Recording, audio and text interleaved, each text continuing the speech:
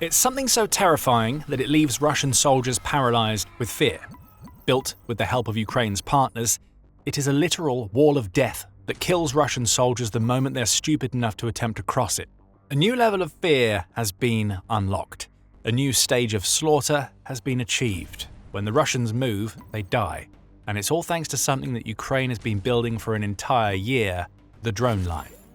This wall of death has cost Ukraine and its partners just $880 million to build so far, which is a drop in the ocean when compared to the $2.5 trillion that United 24 media reports the Ukraine war has cost Russia so far. And in return for that outlay, Ukraine has built a systematized wall of drone-based defenses that are shredding through Russia's forces as they attempt assaults.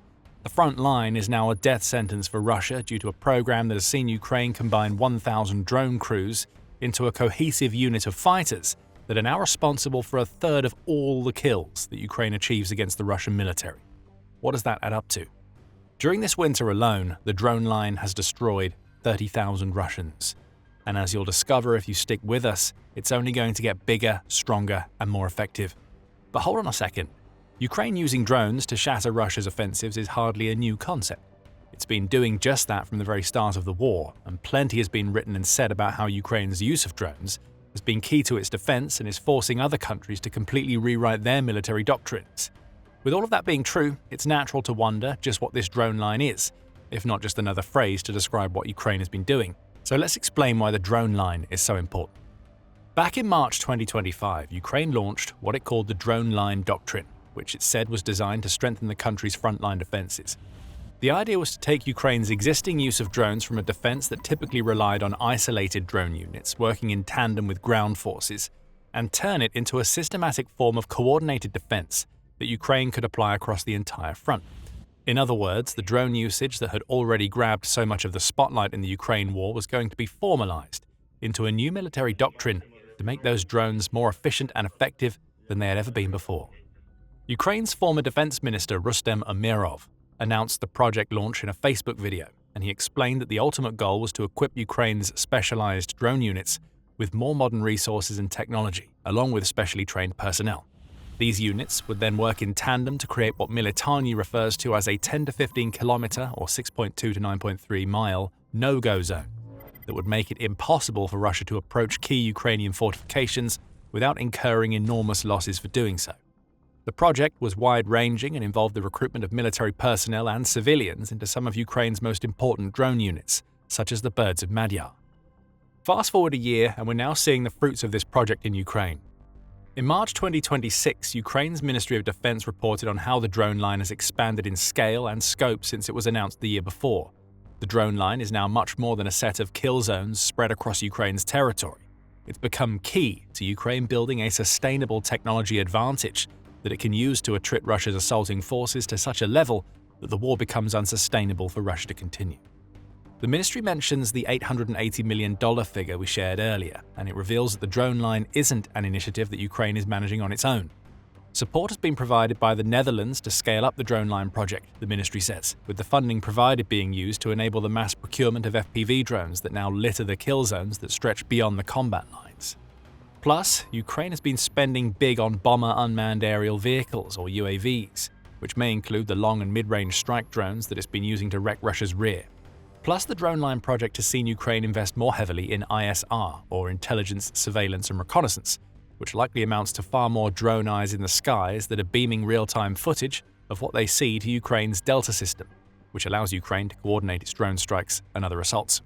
The drone line project demonstrates Ukraine's transition from fragmented use of drones to a systemic approach in which drones become a full-fledged element of defense tactics, Ukraine's Ministry of Defense says. But much more than that, it signifies that Ukraine's cooperation with other nations, particularly its European partners, is leading to the creation of a military power that is far beyond anything Putin expected. Far from being a country that was supposed to roll over, Ukraine is a country that has caused over 90,000 more casualties for Russia during just 3 months in winter. Around 30,000 of those casualties can be traced back to the drone line. Detect and destroy using airborne drones has become the new Ukrainian defense doctrine. The drone line is at the heart of everything, and it's a huge reason why Ukraine is suffering far fewer casualties than Russia in the war so far. Just imagine that you are a Russian soldier for a moment. You know that even earlier in the war, Ukraine's drones always presented problems. They destroyed Russian armor and conducted strikes against troop gatherings. But back then, there were gaps to exploit. Ukraine's drone defenses were fractured. So as long as your commanders found the right routes, which was never a guarantee, you might actually make it to Ukraine's fortifications so you could launch an attack. Now, just making it to the defenses is a lot harder. To get where you need to go, you have to traverse miles of terrain that you know is constantly being monitored by drones that are coordinating with every component of Ukraine's military. For all you know, a reconnaissance drone flying far overhead may already have eyes on you. Every step that you take is being transmitted to Ukraine's Delta system, and before you know it, FPV drones have descended on you. You're dead before you even make it a mile through the drone line. And it's not like things are going to get much better for those who go deeper. They have to deal with more drones and perhaps even Ukrainian search and destroy units that are leaning on the data being transmitted by the drone line to hunt them down. Now, we told you earlier in the video that one of Ukraine's goals with the drone line is to build a systematic advantage over Russia based on the technology that Ukraine employs. We're going to dive deeper into that very soon, but before we do, you are watching The Military Show, so if you haven't subscribed to the channel yet, now is the perfect time to hit the button. Returning to the expansion, Euromaidan Press reports that Ukraine's Ministry of Defense now sees the expansion of the drone line as a key condition for stopping Russia's ground offensives in their tracks. The new Ukrainian Defense Minister, Mikhailo Fedorov, has even put a number on this halting of Russia's assaults. He says that Ukraine needs to get to the point where it's eliminating more than 200 Russian soldiers for every square kilometer that Russia gains.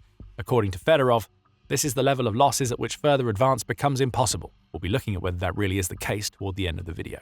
But to achieve numbers like these, Ukraine needs to turn its already impressive drone line into an overwhelming behemoth that is capable of destroying Russians at a rate that is even more impressive than the 156 soldiers per square kilometer that it's managing along with Ukraine's other defenses in places like the Donetsk Oblast. That means more drones, more operators, and even greater collaboration that builds on the foundations created during the first year of the initiative.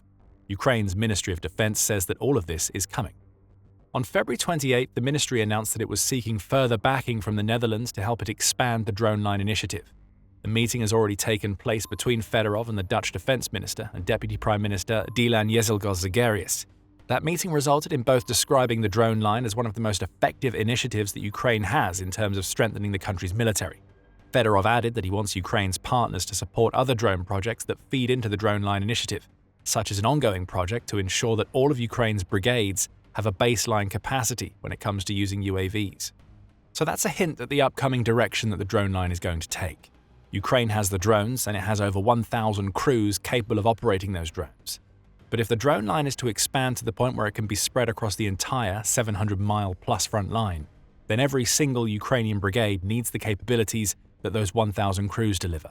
In other words, more crews, more training, and more Russian deaths caused by brigades that may have had limited use of drones being upskilled, so they're ready to make the drone line even stronger. Fedorov believes that this deeper integration of the drone line initiative into Ukraine's armed forces is the game changer that will allow Ukraine to hit the defense minister's ambitious targets for eliminating Russia's soldiers. In Fedorov's ideal world, Ukraine will find a way to inflict at least 50,000 casualties on Russia every single month. If that happens, Russia's assaults will stall out. Hitting this target would mean that Russia loses 600,000 soldiers per year. In 2026, Russia aims to recruit 409,000 soldiers. So you're already seeing where the shortfall would come into play if everything goes according to Fedorov's plan. If Russia is recruiting fewer soldiers than it's losing, Ukraine starts to see light at the end of the war tunnel. Russian offensives weaken as it can't bring reserves in to make up for its catastrophic losses. And Putin might end up becoming so desperate that he's forced to mobilize, which Russia's leader knows will be so deeply unpopular that it could tank the already diminishing support that his supposed special military operation has inside Russia. This is all part of Ukraine's long-term war goals. And, as what appears to be even deeper cooperation with the Netherlands on the horizon seems to suggest, it also means that Putin's attempt to manipulate Ukraine's European partners into withdrawing their support has failed. Stick with us as we'll be getting to those manipulations and their failure in a few moments. Before that, let's take a closer look at Fedorov's plan. On February 24th, the Kyiv Independent reported on this plan, which has been designed to ensure that Ukraine stays 10 steps ahead of Russia. A large part of the plan focuses on securing Ukraine's skies as best as possible. Fedorov wants to achieve a missile and drone interception rate of at least 95%, which will require cooperation from Western partners, along with the creation of more interceptor drones to tackle Russia's Shahid-type long-range drones. Perhaps the drone line will be expanded to help fund the creation of these interceptors, providing another way for Ukraine's program to feed into its long-term war goals. Ukraine's second goal is to make Russia bleed for every scrap of territory that it occupies, which we've already covered. 200 deaths for every square kilometer is a lofty target, but it's one that is possible if Ukraine can expand the drone line. However, perhaps the most important of Fedorov's goals is the third that he has presented, which is to destroy the Russian economy to the point where Putin is no longer able to fund his invasion. Fedorov mentions Ukraine's attacks on Russian energy infrastructure, oil, and the Shadow Fleet as key parts of this third goal, which doesn't seem to directly correlate to the drone line. However, Ukraine's drones are sapping Russia's finances in other ways.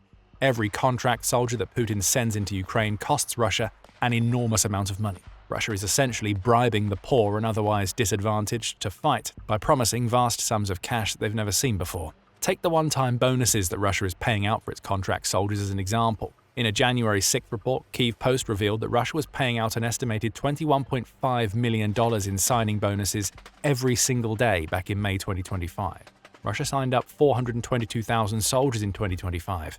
If we divide that by 12 months, you get an average of about 35,160. That's not too far away from the 30,000 soldiers that the drone line is costing Russia during the winter alone, and it's likely far lower than the total number of soldiers that the drone line has eliminated since it was formed in March 2025. There's some even more interesting maths. May is a 31-day month. If Russia was shelling out $21.5 million per day in signing bonuses in May, that amounts to over $666 million spent on bonuses alone in a single month. And this is before we even consider the salaries offered to contract soldiers, or the cost to Russia to train and equip these soldiers. It's here where we see the drone line's impact on Russia's finances come into play. Around 30,000 Russian soldiers eliminated during the winter by the drone line alone amounts to close to a month of soldiers destroyed. That's well over $600 million down the drain, and Ukraine is expanding the drone line so that it can repeat and grow this feat over and over.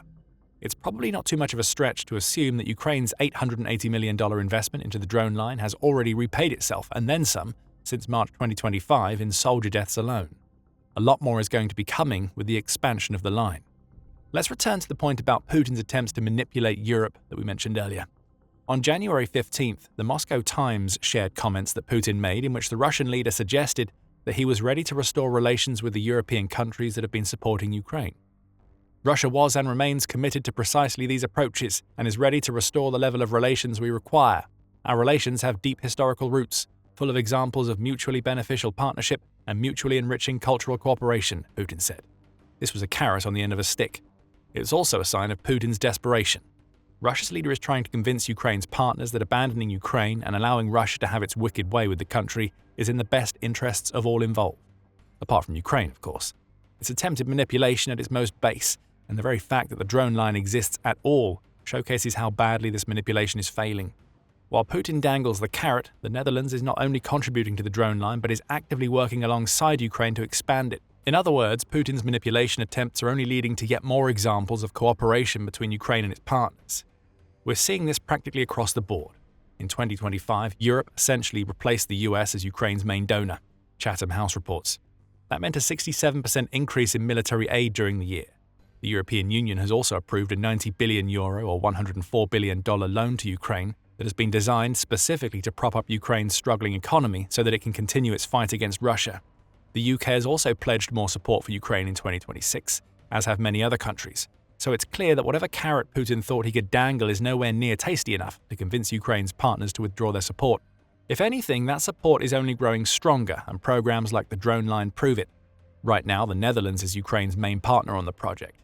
It's not outside the realm of possibility that other partners will come on board to provide more funding, which will only help Ukraine to scale its Russia-destroying drone line even faster. And those partners have a secondary motive beyond helping Ukraine. The better and more effective that Ukraine's drones and the tactics that influence their usage become, the more that the rest of Europe can learn about how to adapt their own military doctrines to account for precisely the kind of war that Russia wages. Ukraine is even expanding the scope of its cooperation with partners outside of Europe and North America. On March 4th, the Odessa Journal revealed that Ukraine is going to be working alongside the United Arab Emirates and Qatar to help them counter Iranian Shahid drones that have been causing problems for those nations ever since the US launched its campaign against Iran.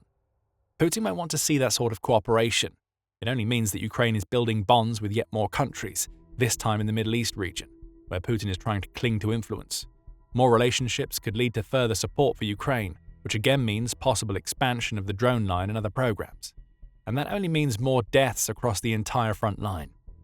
With that, we return to Fedorov's claim that Ukraine eliminating 200 Russian soldiers for every square kilometer occupied would put an end to Russia's advance. Is that true? It seems very likely, as Ukraine already seems to be at the point where it's destroying more soldiers than Russia is able to recruit. That's according to Western officials reported on by The Telegraph, who claim that Putin's forces have been suffering around 40,000 casualties per month since November, at a time when Russia is recruiting 35,000 soldiers per month to sustain the invasion. One of those officials, Al Carnes, who is the UK's Armed Forces Minister, says that Russia's attempts to recruit more are also becoming more and more difficult. The reason, Carnes claims, is that people are realizing that it's a one-way ticket when they sign up for Putin's war. The drone line is one of the reasons why. As Ukraine's drones deal out more death than they have ever done before, the average Russian, who will likely have seen many of their friends and family members take one-way trips to Ukraine, is taking notice. The tens of thousands of dollars that the Kremlin is offering to each recruit are tempting, but it doesn't mean all that much when Ukraine's drones are snatching lives away at an incredible rate. It's only going to get worse for Russia from here on out. The drone line is getting bigger, and there's nothing that Putin can do about it. Another way to put all of this is that Ukraine has been turning the hunting of Russia's soldiers using drones into a 24/7 McDonald's-like operation. In fact, that's precisely how we put it when we covered Ukraine's Lazar group, which has been a massive influence on the drone line program. If you want to find out more about that group and what it's done since the beginning of the war, check out our video.